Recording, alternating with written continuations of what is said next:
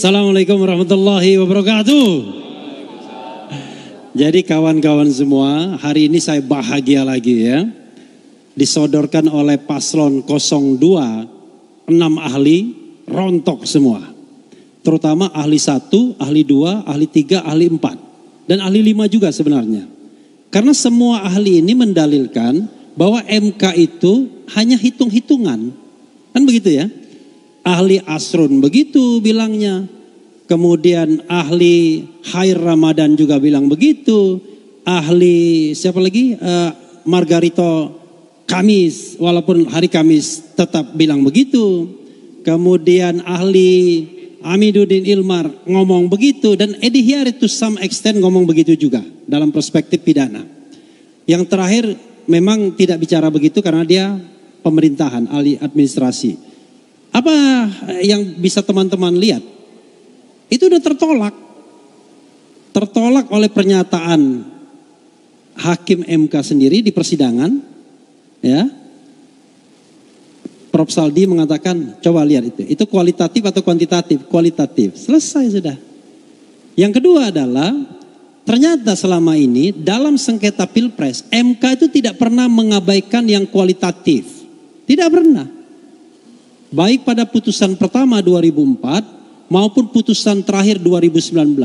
Soalnya belum meyakinkan untuk dimenangkan. Jadi pada 2004 hal kualitatif itu sudah dijawab oleh MK.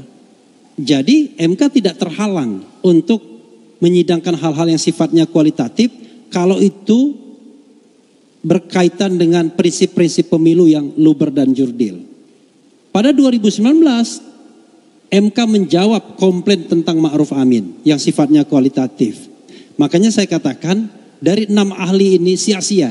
Mudah-mudahan 6 ahli itu tidak dimarahi oleh paslon 02 ya.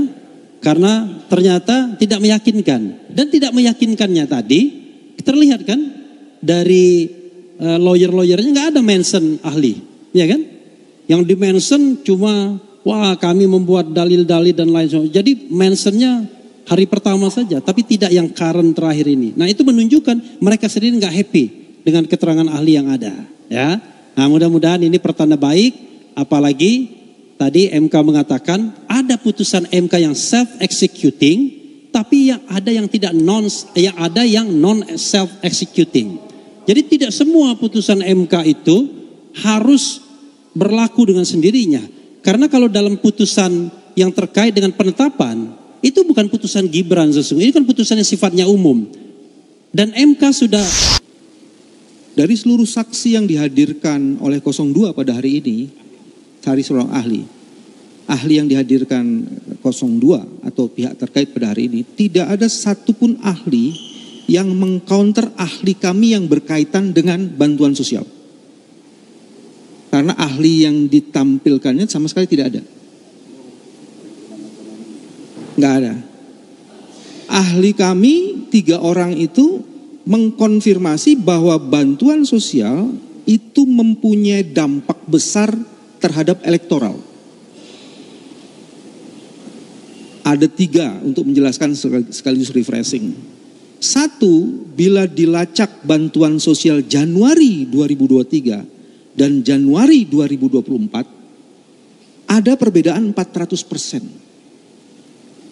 Bantuan sosial Januari cuma 3 triliun, sementara bantuan Januari 2024 itu hampir 12 triliun lebih.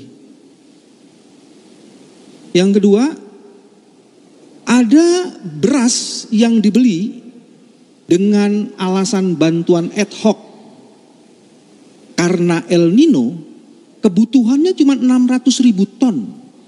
Tapi yang diimport itu 3 juta ton. Jadi lebih dari 500%. Dan dalam sepanjang sejarah menurut ahli Faisal Basri, harga beras pada saat itu, harga beras tertinggi di Indonesia. Di atas 20.000 atau 20.000. Itu argumen yang kedua.